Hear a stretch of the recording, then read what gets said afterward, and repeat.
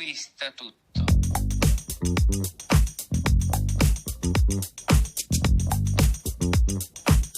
L'amore conquista tutto.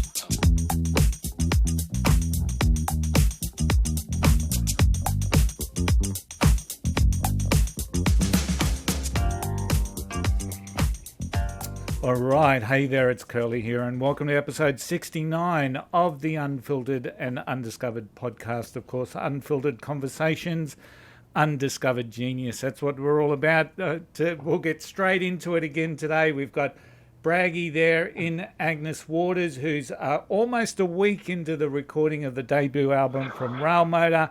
And of course, you can see a young gentleman there that plays drums in a band called Ups and Downs. We've got Darren Atkinson. How are you both? Look, I'm great. Thanks, Kelly. Nice to see you guys, and looking forward to having a chat.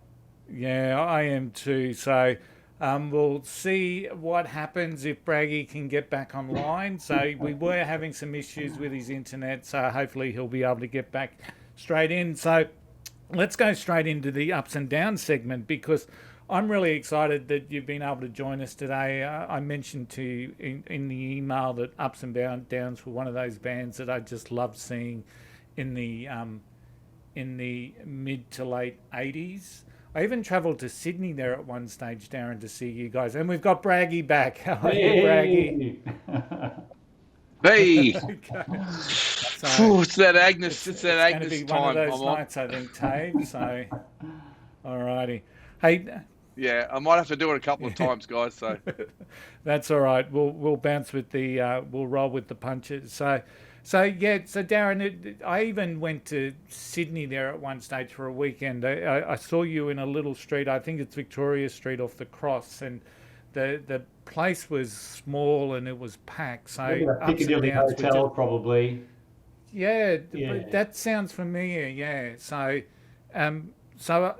there's a lot of memories that I have in relation to Ups and Downs and seeing Ups and Downs. Now, you've been described by many as you played a brand of ethereal, well-crafted, jangly guitar pop that called to mind Australian post-punk icons, The Church. Now, do you resonate with that comparison to The Church? Look, we do. Big fans of Steve Kilbey and The Church. I remember being probably about 18 the first band Greg and I were in when we moved to Sydney, and I remember seeing The Church play Unguarded Moment on Countdown, and I got on Sunday night and I got on the phone to my mum and said, "Mum, can you get out that shirt that I used to wear to Sunday school?" Because I had a paisley type of shirt, and I asked her to send it down to me, and and so it sort of started the paisley sort of evolution for us. But yeah, definitely. Look, I think while The Church probably just a little bit before us and maybe a bit more Pink Floyd, kind of inspired than we were, but we definitely had a lot of the same influences. So they resonated with us because they weren't just an out and out pop band. They brought a kind of something a bit darker and a bit deeper to the sound that kind of really kind of captured our imaginations. But those beautiful guitars was the main thing. especially lyrically. Yeah, that's right. Yeah, exactly. Singing about different subject matter and having great imagery that they used in their songs. Yeah, we definitely copped a bit of that. We copied a bit of that early on, particularly. Yeah. Well, I'll share a little bit of a story as well. We were talking off air about families and fans of the band bringing along families to your live gigs now, which I think is really exciting. I was sitting there in the lounge room last night and I was doing, obviously a little bit of research and setting some stuff up, and I was listening to Out of the Darkness, of course, I think it was your second single on Waterfront. So, and my daughter pipes up from the kitchen and she said, "Who sings that?" And I said, "That's Ups and Downs." And she said, "Oh, that's really good." And my daughter has always we've gone for big car drives. She's listened to Ups and Downs more than she probably cares to remember. But this morning she got really excited. She said, "Dad, I didn't know you were interviewing Ups and Downs on the podcast." She said, "That's The Living Kind, isn't it?" And I said, "Yes, darling, that's true and correct." she said, can you ask them what they think about the version of the song on Like a Version Triple J? And I said, is there a version on Triple J with the Living Kind? And she stopped and she's looked into her thing. She said, I got it wrong. It's Unguarded Moment I'm thinking about from the church. Okay. So I don't know whether that's a compliment to you guys or whether it's... Well, look, it's nice to be considered in such heralded, company, but no, look, we have had a cover of Living Kind actually. A Canadian guy got in touch with us, and I'm terrible, I've forgotten his name, but he did a really cool version. He did a great EP of some of the 80s stuff that he really liked. He did a Husker Du song and a few other things, and he chose Living Kind, and he did a fabulous version, played all the instruments, but no, look, nice to be in that company. Look, we definitely played a lot with the church, during those years in Sydney. The show is called, Unfiltered. So I do remember a particular gig we played out in the western suburbs of Sydney, and we were just, we'd done our set and we'd gone backstage to the dressing room, and we were just so excited to be in the church's company, and they were starting to partake in, preparing themselves for the show by preparing certain substances, and we were sitting there very impressionably expecting to get something handed to us that actually never eventuated. They spoke to us, but they didn't share. So so I must have a word with Steve sometime about that. but we always loved playing with them, and their crowd obviously were very receptive to us. I could imagine. I never saw you with the church, but it would just be a really good fit. Now I'm going to ask a question for my co-host, because with Tave's band at the moment, he's recording the very first time with his brother, right? So and older brother, one of the main influences of why Tave Braggy got into music. Now, when I look at you and Greg, Darren's on drums and Greg's on bass.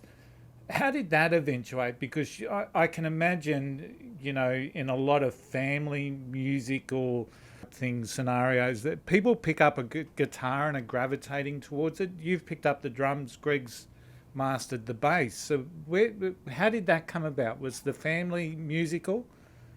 Yeah, sorry. I just want to ask Darren, what's the age difference between him and his brother first? Oh, yeah, just a couple of years. Yeah, Greg's just over 2 years older. Okay. So I was the annoying younger brother that needed to copy everything that my older brother did. And so at one stage, I think he was about 6 or 7, Greg wanted to play the drums, and he didn't know about the guitar. He just wanted to play the drums. He'd seen something on TV. Looking at record covers, as we always used to just spend hours staring at the back of, Susie Quattro's album or something like that. Oh, yeah. And being the copying, annoying younger brother, I wanted to play the drums too. And so we started just kind of, our parents bought us a really cheap old 1930s jazz kit or something. It was pretty poor. But anyway, it turned out I was much better at playing the drums than Greg. He probably would disagree with that, but anyway, so around the same time he went, dropped what that boring younger brother's doing, and he wanted to play guitar. So we started at, we're probably about sort of 8 and 10 years old respectively, playing under the house at home. We christened ourselves Hell as a 2-piece with the same lettering as Kiss. We were called Hell, and we just started mucking around on guitar and drums. So. But then we started singing together, and that's one of the things that people often say about us is the voices blend really well together, the harmonies and stuff. It's something that is hard to do outside. It just kind of naturally happens because you've got the same similar kind of biology, I guess. But also you grew up listening to the same things, and that shapes the way you play and sing and all that. So the first foray into the band for me was this little single called Perfect Crime. Yeah. So, and it's the basket case one. It's not the the original. Re-released by the original. Yeah, Released a couple of times by Waterfront, wasn't it? When that's moved right. to Sydney. Yeah, with Now, a proper sleeve, those ones were pasted together by us in the kitchen. You've got one of that. Isn't that just what music's all about? But because previous to that, you had a cassette out, which was called Darling, It's Wonderful. Yeah, that was the first thing we did. Yeah. And that was really homemade.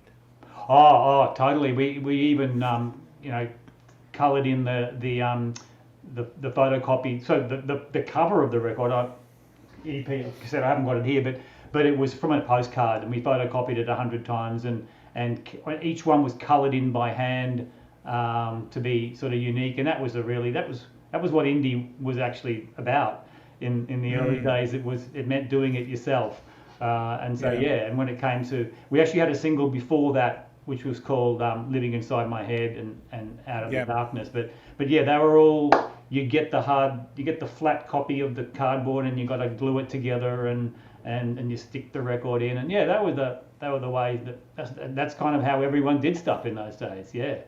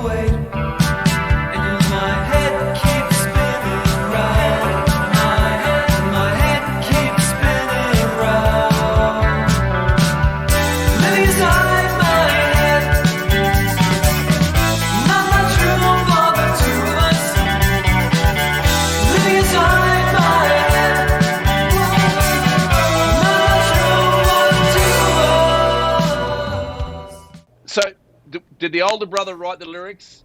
Did you write the lyrics? Or was it a combined thing for writing lyrics? Yeah. Look, it's swapped around a little bit. Greg often writes the whole thing himself, but a lot of those early ones, I would probably write some more of the lyrics than Greg, and then we would mix it together, and we'd get together and arrange the song. So it ended up being a pretty combined effort. But musically, everything starts with Greg. He's got a fantastic ability to pluck melodies and apply them to his guitar. He's still doing it. He's still writing songs that amaze me. He's just got that ability. So he's a much better lyric writer than I'll ever be. He just let me join in, I think, in those early days. So. Give the drummer something else to do, So most of the ideas would come from your older brother. So he would have the guitar riff or the lyric or the idea for the song.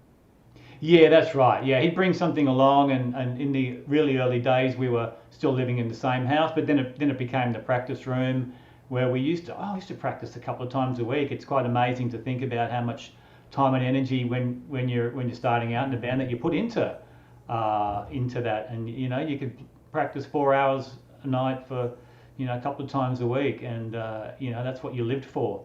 And so the songs would evolve when they were in the studio, and it really helped that we were a group, ups and downs, that we did all listen to similar type of music. So sometimes Greg would bring a song along, and he'd even say something like, "Oh, this is my Chameleons song," or whatever. And there was a UK band called the Chameleons, who we loved at the time. And so we go, "Oh yeah, all right." So we knew what to play because we'd all listening to the same sort of stuff. That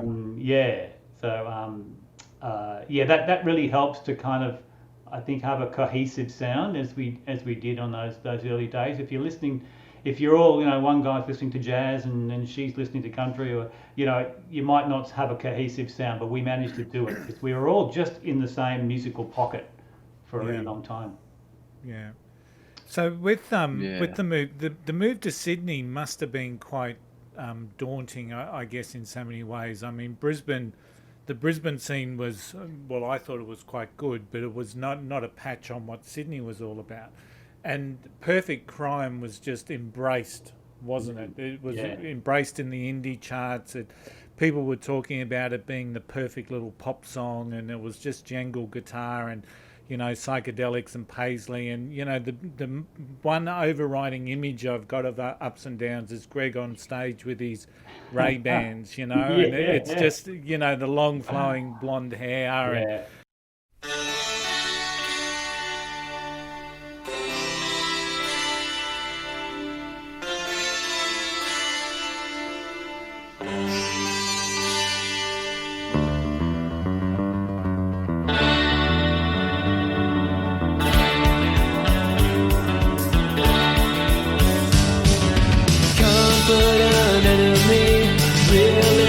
motive for the crime. Pretense and purity, knowing they believe in time. Now she's gone, miles away from me. Yes, she's gone, miles away.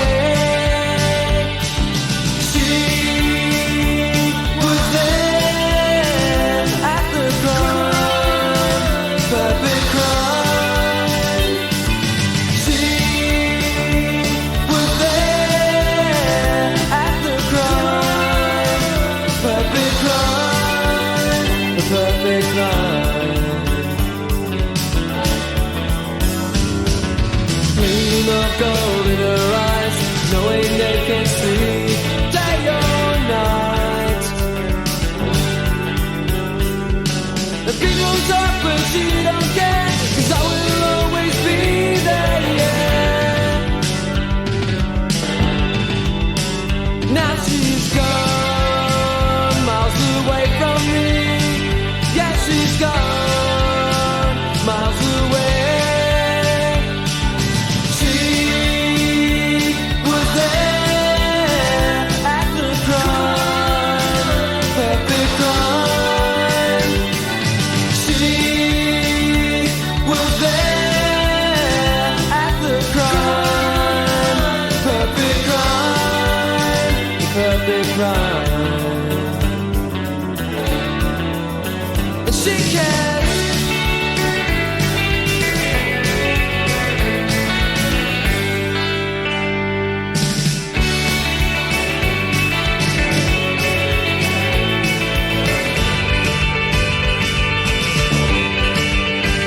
Now she's gone, miles away from me. Yes, she's gone, miles away from me. There at the crime, perfect crime. She was there at the crime, perfect crime. She was there at the crime, perfect crime. She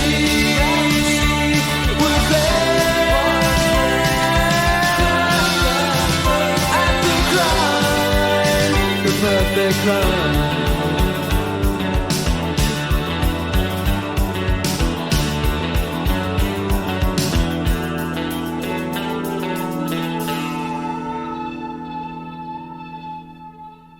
But that move to Sydney must have been something quite daunting for the band.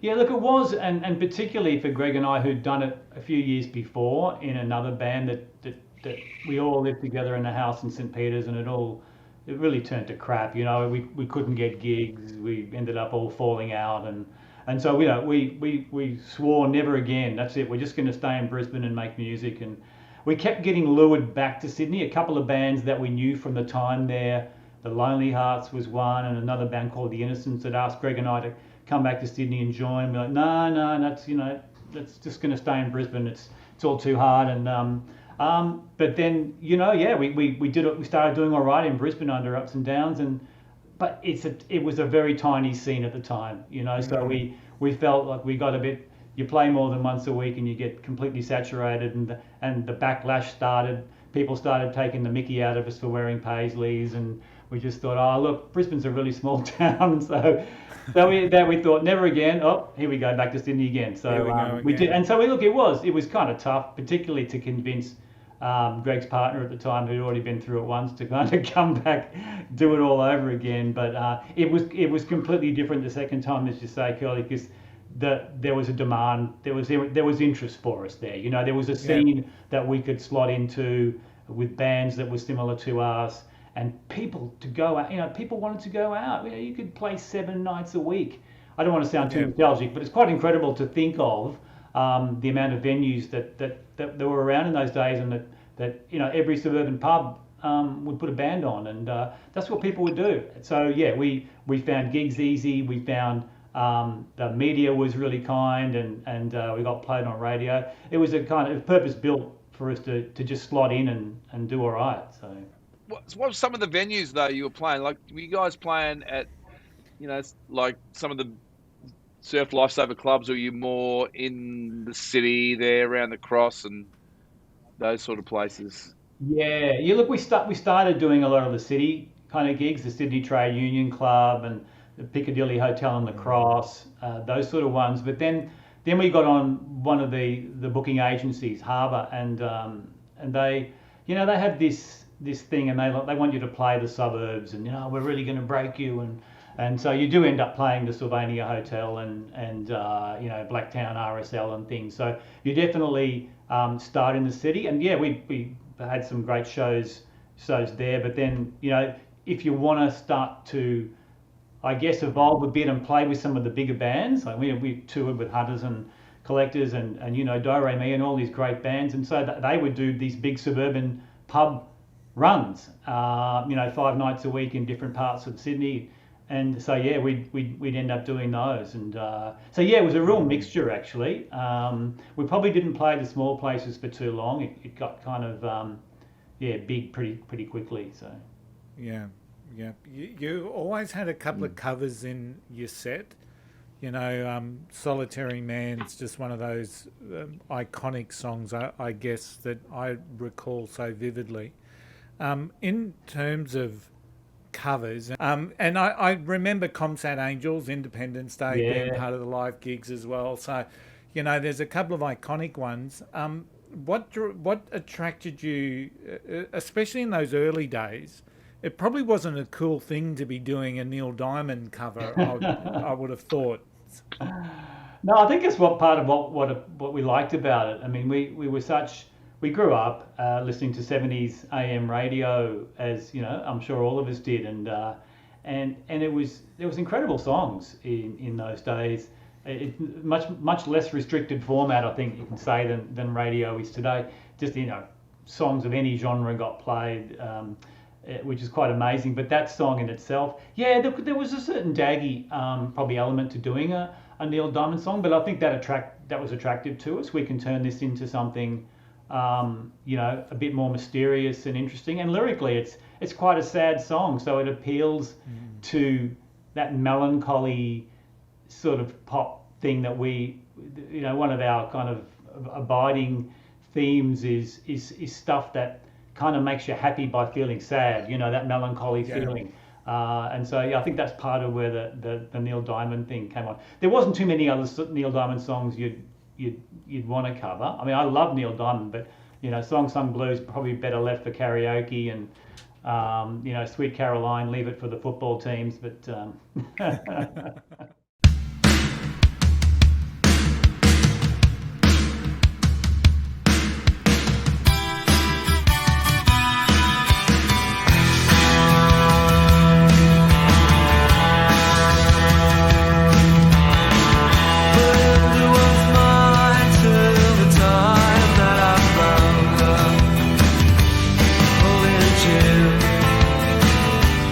Loving him, this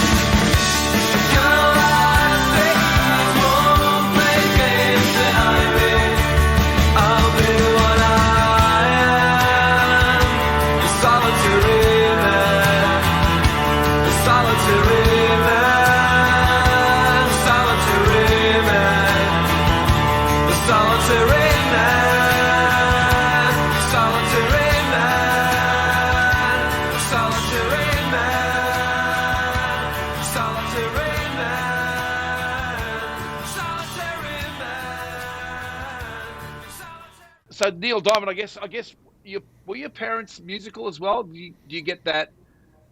You know, you guys probably aren't listening to the AM radio at that point. I guess you probably. So is that where you hear that older stuff from? Is your parents musical? That's what I'm saying. We were, because our father Jeff was. You can't see in the background there, but you might be able to make out in the very distance the 4BC sign. Our dad Jeff was an announcer on AM radio in Sydney in the 60s, and he even had a TV show at one stage called Teen Beat and interviewed the Beatles, and so he was a bit of a minor celeb and on radio, and so Greg and I were lucky that he would bring home records all the time from. I don't know if he nicked them. He probably bought the promo copies and things home, but and that's where we got a love for a lot of music, and we really bonded with him over that stuff and listening to the Goon Show and other things as well. But he'd bring home Beatles records and things that we probably had before a lot of other people because he got them while being on radio, and he played the trumpet. He was quite musical. Mum doesn't have a musical bone in the body, but we got a lot of that from Dad, I'd say. It was interesting because the time that you were doing like Solitary Man, the Church had their cover version of I Am a Rock. Yeah, they ripped us off. And once again, a daggy, that's Simon and Garfunkel, a little bit of a daggy, but also a bit melancholy. So it was a little bit of synchronicity or whatever we want to call it there. Now, so the songs I really want to talk about, Living Kind, Moments Away, and Lit by the Fuse. So you're starting to get some traction in what it is that you're doing. You signed with True Tone. Yep, have I got that right? A Polygram offshoot. Yep. Yeah, and then you went with Mushroom Records for Underneath the Watchful Eye.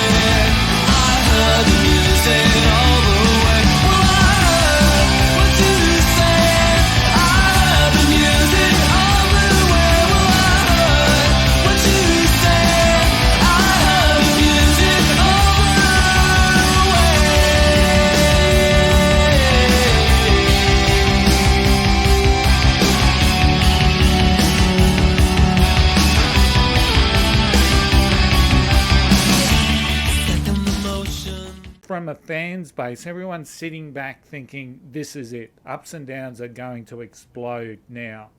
So what was that part of the journey like for you? And then I guess what happened?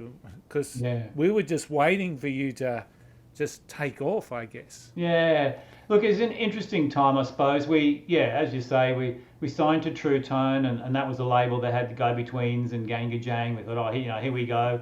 We're going to get lots of attention, and we did the Sleepless, record and all of that.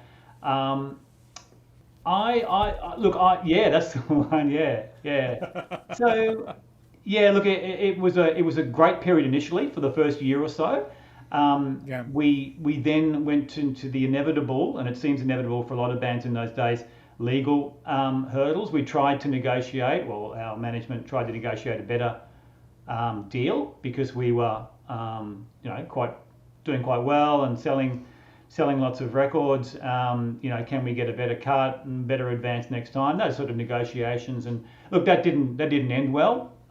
We ended up just leaving them, and then there was a kind of long gap before we signed with Mushroom. So I think we lost some momentum, to be honest, along the way. In between those things, there was a record that probably should have come out a year after Sleepless, and I don't mind saying it probably would have been a killer. because we were just writing heaps of great songs, but we couldn't play too much because we didn't have anything new. So there's a whole period of a couple of years there that were a bit of a lost period, really, writing lots of songs but not being able to release anything because of a bit of a stalemate with before we signed with Mushroom. And so then we signed Mushroom, and we thought, we were in great company there because they signed the Huxton Creepers and Painters and Dockers and all of our our contemporaries, that bands that were doing quite well. And there was a real scene around Mushroom. They were a younger label, and they seemed to really understand us. So that seemed really good for a period. Lit by the Fuse went well. We went on Hey Hey at Saturday and did all that kind of stuff, which was a pretty amazing experience in its own way. Ups and downs and lit by the fuse. Hey, yes.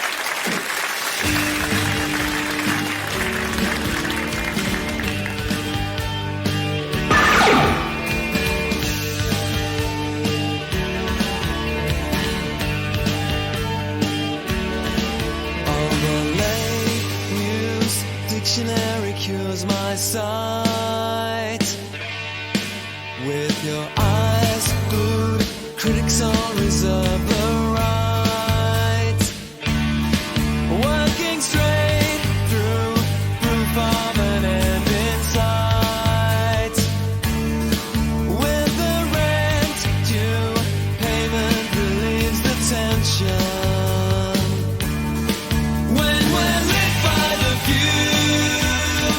Things don't fall into place when it's read by the rules, cleansed by weapons.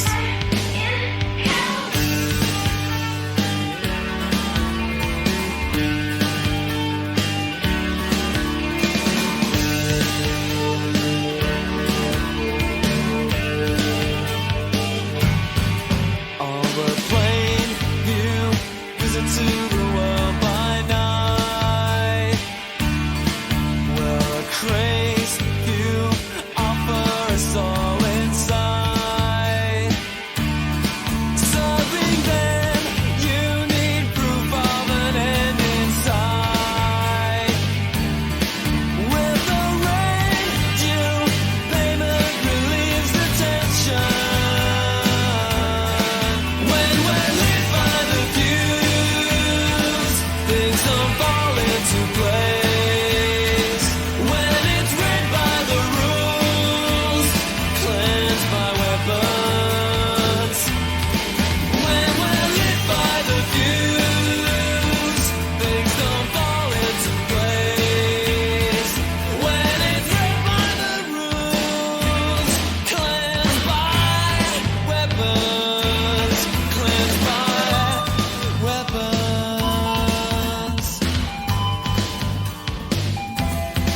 When we're lit by the fuse, cleansed by weapons. When we're lit by the fuse, cleansed by weapons. When we're lit by the fuse, when we're lit by the fuse, when we're lit by the fuse, when we're lit by the fuse.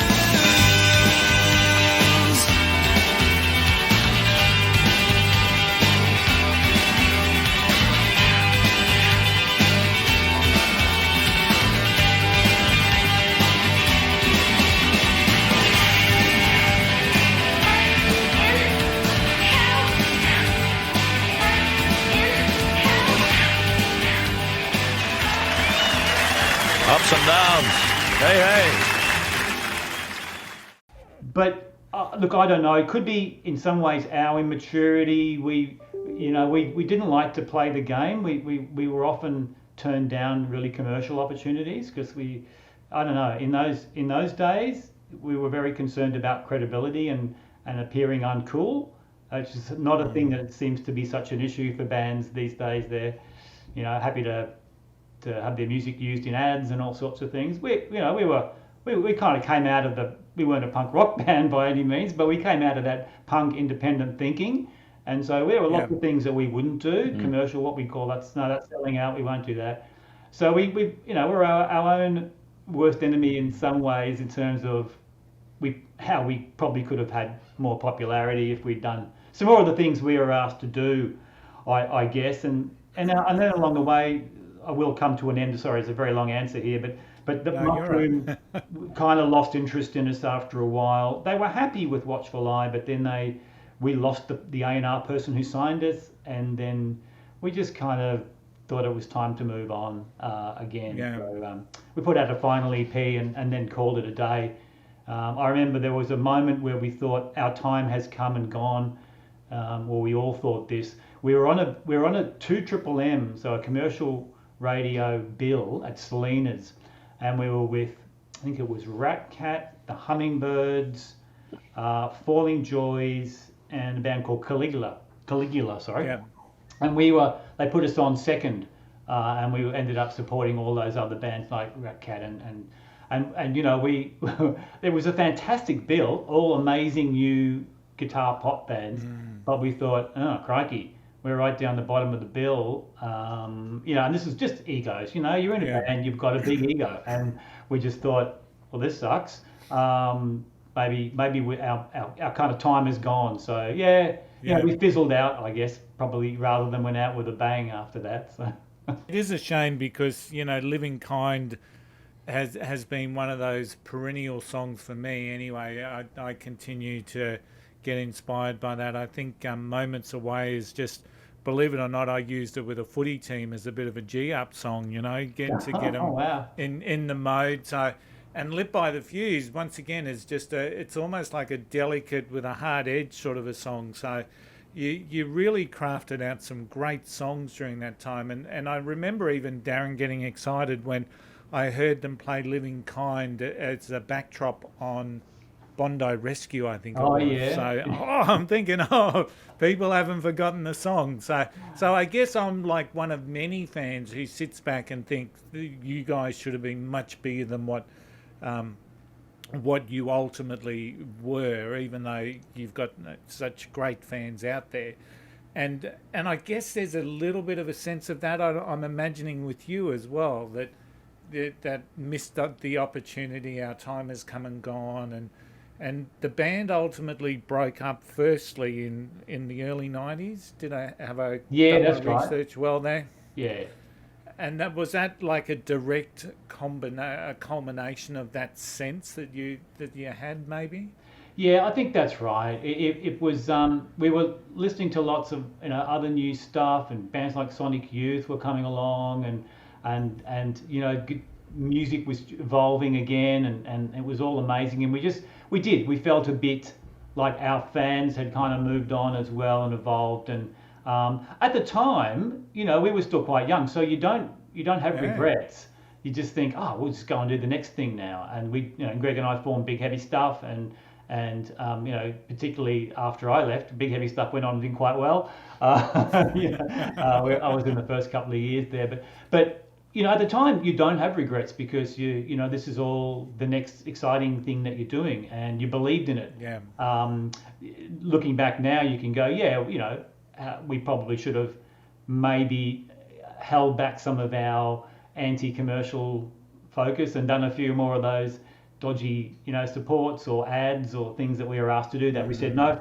But look, life's too short to regret. I'm just glad we released some great stuff, and I'm really happy that we can all come back together. You'll probably get to this, girlie, but we have gotten back together in recent years and played some great shows and recorded some new stuff that we're really happy with. So it's a second phase. We'll never capture that exciting period again, but it's really great to get back together as well, because we're all mates. Yeah. We all slot in and enjoy making music together. And I get that sense when I look into your releases on Spotify now, and it's almost in some ways that you've come almost like a full circle. So when we talk back on that very first cassette, and it had Real World in it on that very first cassette, and then that was always a staple. When I hear that song, I hear you guys on stage. I see you guys on stage. So a set number that I can recall anyway. And then you've re-released that in 2019. So it's like you've come full circle. And I can certainly say your recording in 2019 is far better than the one on the cassette. I hope so. But you also have this ability to take a cover. Like, I love Independence Day by the Comsat Angels, and I love the way that you do it. But tell me about, and I guess this is, I think we've lost Braggy from the conversation. Yeah. I think the Agnes Waters internet has given up on us. So, but the Corgis, the song that you've done with the Corgis, the names, I'm missing the name at the Everybody's moment. got to Everyone's learn got to something. hurt sometime. Yeah. And tell me, you've got a video on YouTube with Rick Springfield playing on that. How did that come about? I'm intrigued. Well, I guess a couple of things. We wanted to put Independence Day out. We had been mucking around with a few other songs as well. There's a song by Passions called I'm in Love with a German Film Star. So we started thinking about, well, what if we did an EP of all these songs that we used to play live? And so we compiled this really long list because, we used to often throw in a cover at the end of the set, quite different songs. So we compiled the list and we started thinking about recording them.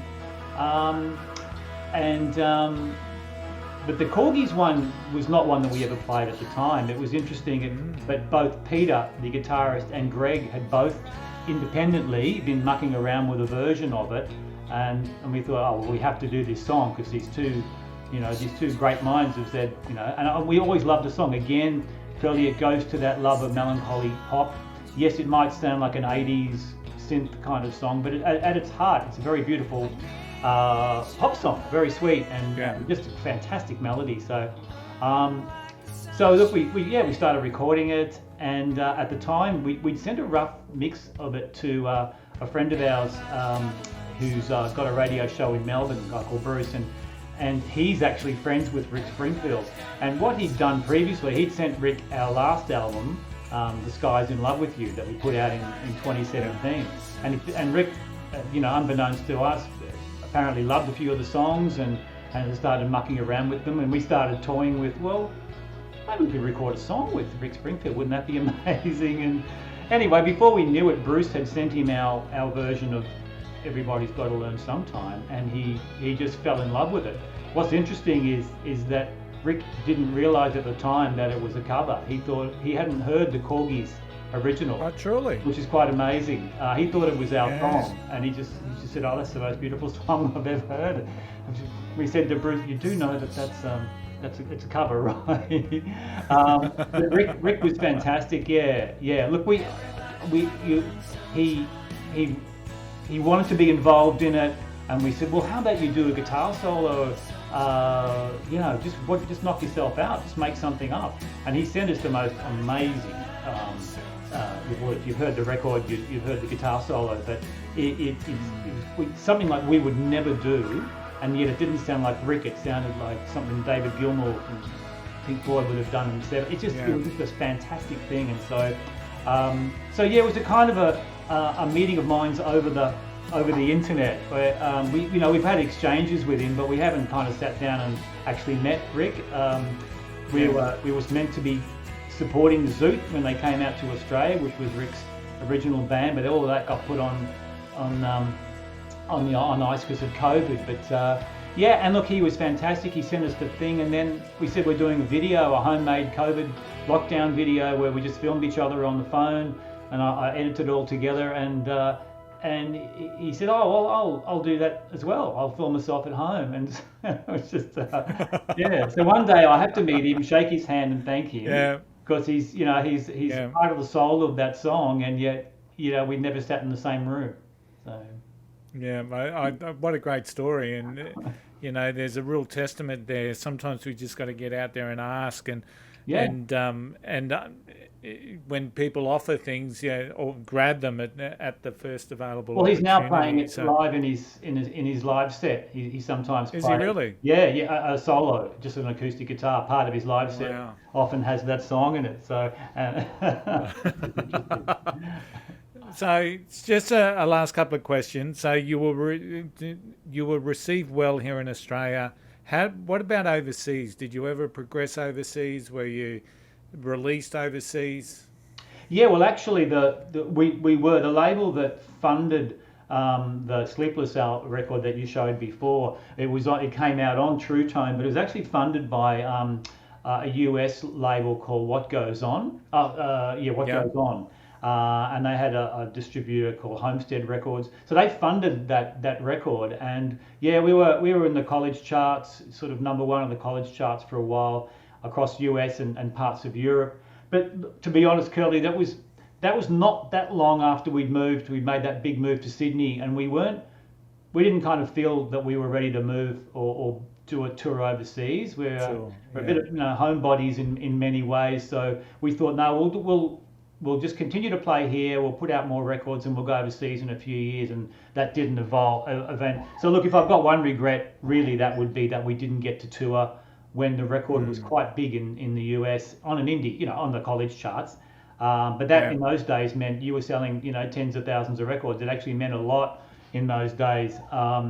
It's just a shame that we, for probably a bunch of reasons, didn't follow that little part of the dream and see that through, because it might have meant that we had more profile, these days as well. Yeah, it's it was the foundation of the Gurus having success over there, that college circuit, that college scene. So, if there was a gig that stands out in your mind as the time that you guys were absolutely on it, that you were your favourite gig, your most favourite gig, what would that? Is there one that springs to mind? That's a great question. Look, I've so many of them have been great for different reasons, but I'd probably have to say, and this might not be the answer you're looking for, but there was a show in 2008, I think it was, in Brisbane, and it was called Pig City, and it was a huge festival that was put on. It sort of celebrated a book that had come out at the time by Andrew Stafford that really told a story about Brisbane and rock music and politics and government, and why there were so many great subversive or interesting bands that came out of Brisbane around that time.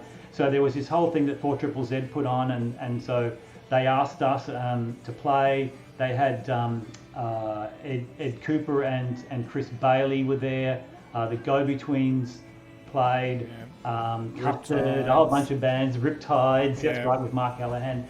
And that was, and we thought, we're playing with all of these amazingly cool, awesome, iconic bands. We didn't expect to go down very well, but we had this phenomenal reaction. People just got behind celebration of Brisbane music from a certain period, and it was just the most amazing feeling that we all just kind of came together to celebrate what was, some pretty tough times in Brisbane. It was not a very nice place to live when we were growing up. Particularly for, if you were trying to do something different in music or art. I remember getting, pulled over by the police and searched, and the suspicion of having substances on us, which we didn't at the time.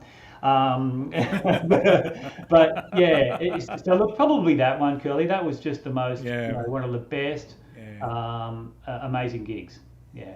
Yeah, it was iconic, and you guys were great that day. So it was, it was really, Pig City was just awesome. And people that went to Pig City, it's like the first State of Origin. There was like 24,000 of people at the first State of Origin, but if you listen to everyone who went, it must have been like 60,000. I think Pig City's got a very similar thing. So everyone I talked to, Pig City, wasn't it great? Well, it was a huge day, and there was a huge crowd, but I don't know if 1 million people in Brisbane actually went on the day, but it was awesome and absolutely iconic, and you deserve to be in that lineup. And as I said, you guys were awesome. So one of the things that I'm very, very conscious of also is that in 2011 I saw you guys at Huxton.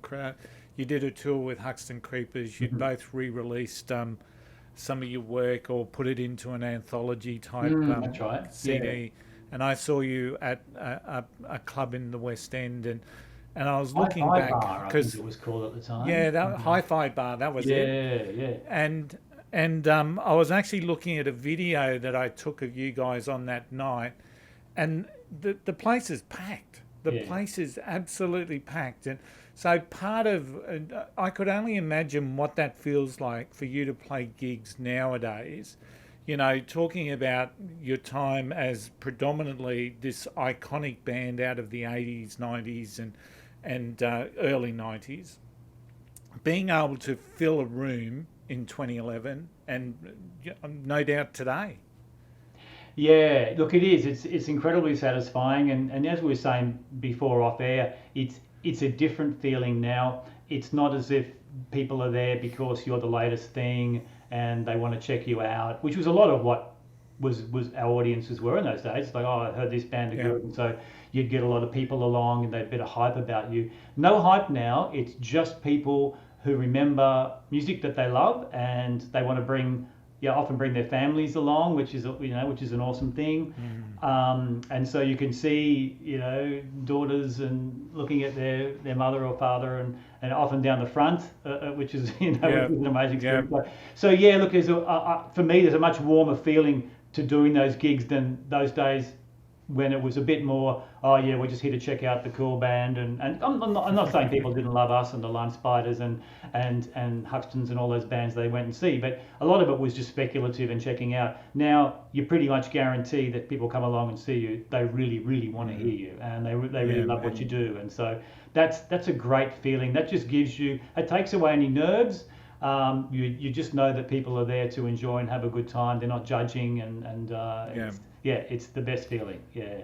There's always that little bit of reminiscence. I went and saw a Radio Birdmen gig, probably 2017, and as we get on, as we age a little bit, there are certain things that we'd probably do when we were younger and go all crazy and whatnot. And I reckon on that night, I'm trying to be sedate, and I'm up on the second floor of this place, looking down on the band. I've forgotten the Triffid. It might have been here in Brisbane, and there were people there that I reckon were reliving their youth, that were going to wake up the next day with bad backs, bad hips, and hammies because they were just going for it. But awesome. There's always that. But the interesting thing for me, Darren, is that I exposed my daughter, I guess, to the likes of you guys. Weddings, parties, anything, early Paul Kelly especially, and she just loves them. And now it's once again turning full cycle. She's taking me to gigs. So she took me to see Eliza and the Delusionals when they were last here in Brisbane, and looking forward to seeing them again in August. So it is that real family scenario.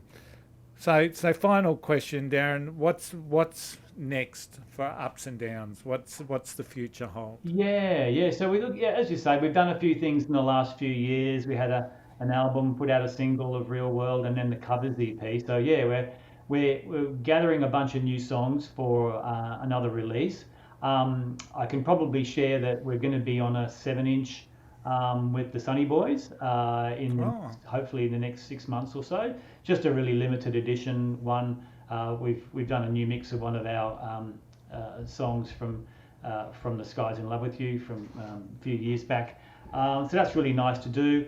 Well, we've had a bit of a bad luck with a run of shows recently. We were supposed to do some shows with Steve Kilby and then with the Sunny Boys, but Sunny Boys are around at the moment doing some fantastic shows again. And unfortunately, the mixture of COVID and other commitments, we haven't been able to fulfill those ones. But we're hoping later in the year we're going to get the old show band back on the road and do some stuff towards the end of the year.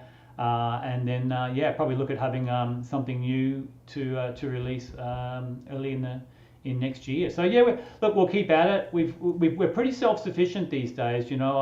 I record all the band's music and mix it, and we can pretty much do all that. We started making our own videos, so we don't have a lot of overheads. We just got to try and get 4 or 5 people in the room at the same time to sort of make it all happen, and that's pretty hard. Everyone's so busy with their lives, but yeah, look, I think we've still got a few good years left in us, and see how we go. Excellent, excellent. Well, I'll for one be looking out for some of those gigs that you've got coming up, and drag my daughter along to go Fantastic. see them, and I'll look forward to I'll that. play Darren, with it's an been unguarded moment for her. So. It's been absolutely a pleasure having you on the show today. So Thank just you. bear with me as I wind out of the show. Unfortunately, we lost Braggy, and but Yeah. we'd love to, when those things start to happen, like the 7-inch or the tours. Let's get you back on the podcast and let's talk some of those things up. That'd be great. So some of the songs that we've talked about tonight will be added to our Spotify playlist called Unfiltered and Undiscovered. So if you want to hear ups and downs, check them out. They're on the Spotify playlist, as I've said. And go back and follow them, because there's some gold sitting there in their Spotify and any of the streaming platforms. Wherever you're listening to this or watching this particular episode, please like and subscribe. Of course, leave a review if you've enjoyed it. We certainly get feedback that you're appreciating what it is that we're doing, but we'd really love reviews, because that helps us get found by other people, of course, out there. And of course, we've got our own social media on Facebook, TikTok, and of course our YouTube channel. We will have Ups and Downs Facebook links and links to some of the songs that we've talked about in the show notes, so that you can go check them out. The lyric of the week is going to come from the person sitting on the screen with me and his brother Greg, who wrote in the song Living Kind, waiting now with endless patience, waiting for eventuality. And that's just such a classic line. Thank you once again, Greg, for joining us today. We certainly do appreciate you and the legacy of Ups and Downs. And everyone else, in the coming weeks, we will see some more out of the Rail Motor episodes of the recording in Agnes Waters. I hope we can put together some really great shows. So until next week, everyone, thanks for tuning in. Once again, thanks again, Darren, and see you all next time.